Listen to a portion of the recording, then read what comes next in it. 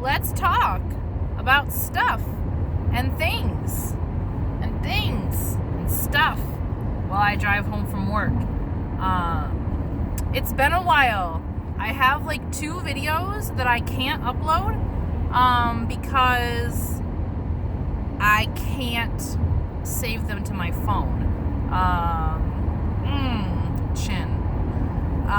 So that's frustrating. It's frustrating that I have not been able to give you guys the content that I have for you, because I do have content for you. I have a cooking video and another video. Knowing me, by the time I'm able to get them uploaded, I will probably have forgotten about them and they will just wind up non-existent. But I want to talk to you guys today about my awful double chin. No, it's not. I really want to talk to you guys about the day that I had yesterday. I wanted to record this video yesterday, but things yesterday just went kind of off the charts, and that didn't happen. So it kind of goes back to Sunday. Today is Tuesday.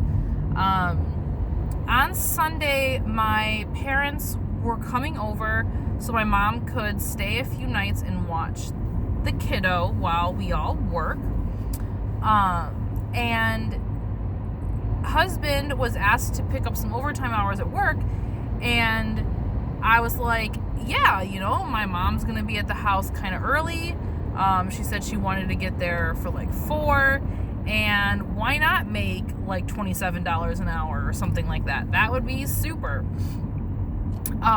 So I agreed to that because I figured I would have a lot of time to get stuff done when my parents got there, except my parents didn't end up getting there until almost 8 o'clock at night. So I got nothing done on Sunday, and I was really frustrated. That was frustrating to me. And then on top of it, I left the grocery store Sunday around like 6, and the battery light came on in my car, and I was nervous. It was too late for me to take my car anywhere to get the battery tested. AutoZone closed at 7, and I didn't know like what it would entail, and so I didn't want to do that with the kiddo with me, which in hindsight turns out good idea self. Part of me felt like I was making excuses, but I also felt like it was a good idea, and hindsight, it was a good idea, so good job. So I ended up canceling my first 2 classes. Hold on. Bless me. My first 2 classes on Monday morning at school number 1, because it's about it's like 20-30 minutes away driving. Some of it's on the freeway, and since I didn't know what was wrong with my car, I didn't want to risk driving it anymore. I figured AutoZone opens at 7:30. I will wake up, I will go straight to AutoZone, I will get my battery tested. If I need a new battery, I get a new battery, and we go forward with my day. I go to school number 2 to teach class number 3. Get to AutoZone, and they test my battery. My battery is dead. So I buy a battery, $180 later.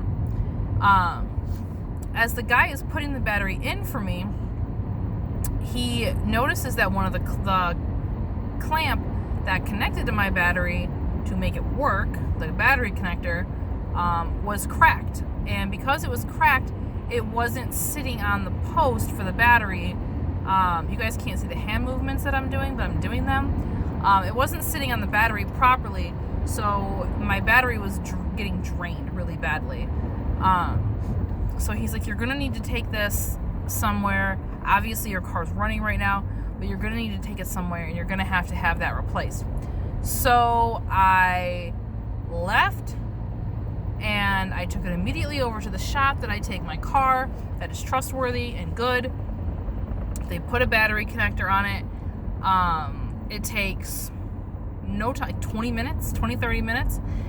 and it was like $60. So it was cheap and fast, and I was like, yes.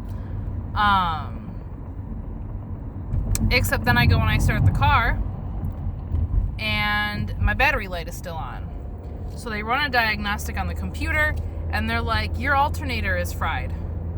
And the belief was that the connection that caused my battery to drain also resulted, the whole sequence of events caused my alternator to fry. So they said, we're going to get you a new alternator. We won't be able to get the part over here until like this time. So, you got some time to wait. So I had to cancel class number 3. It was the second day of this class too. So now I'm not working yesterday. Now I'm not working because I'm dealing with my car. The alternator for the part and for them to install it, the guy was going to give me a good deal. It was going to be $380 out the door. It's a lot of money. A lot of money that technically, yes, I have, but did I want to spend? No. So they give me a ride home, and I'm waiting. I call around 4, and they're like, funny story. I'm like, I don't like funny stories. When it comes to my car, there's no such thing as a funny story. There's just bad stories and worse stories. They're like, your alternator wasn't the problem. Okay, well, being told that the alternator isn't the problem could be, yay, or it's more likely, oh, it's going to be something that costs even more money. Yay. That's what I was leaning towards. And then the guy at the car shop that I trust and love dearly said, your alternator was just fine. Your serpentine belt was missing.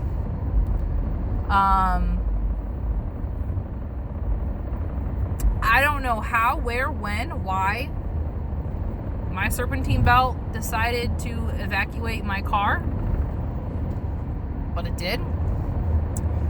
And that was the whole everything. The good news is they didn't charge me the labor for taking out the old alternator, putting in the new one, and then taking the new one out and putting the old one back in, since that wasn't the problem, because they could have charged me a lot for that. And they only charged me for the serpentine belt and labor, so I was out the door without $80. So that saved me $300. I was a happy camper. So I'm currently driving a car with a new battery and a new serpentine belt, and I am pleased. But yesterday was insane. It was very frustrating. Car troubles are very frustrating. And I feel like that kind of bled into today. Today I've just been kind of off kilter, and a little sleepy. Even though I've been going to bed really early, I think my iron is a little low right now. When I get home, I'm gonna take my iron tablet and hope that it kicks in. But that's that. That was my day yesterday. That was my car troubles. They're so bad. When I first started driving, my first car was an 83 or an 84 El Camino. And I can never remember, because whatever the El Camino was, my next car was the year before, the year after. So I always get them confused. But I had my El Camino, I had a Pontiac 6000 LE, I had a Dodge 600, I had a Grand Am, or was it a Grand Am or a Grand Prix? Grand Prix.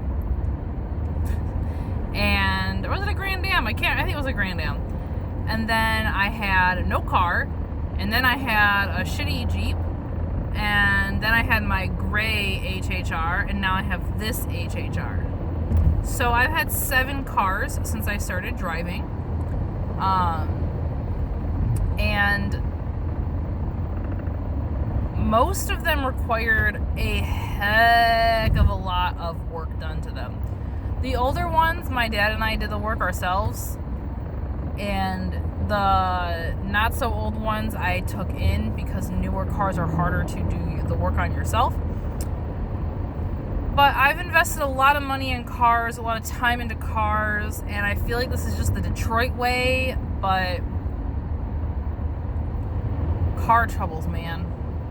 Car troubles. They are something else.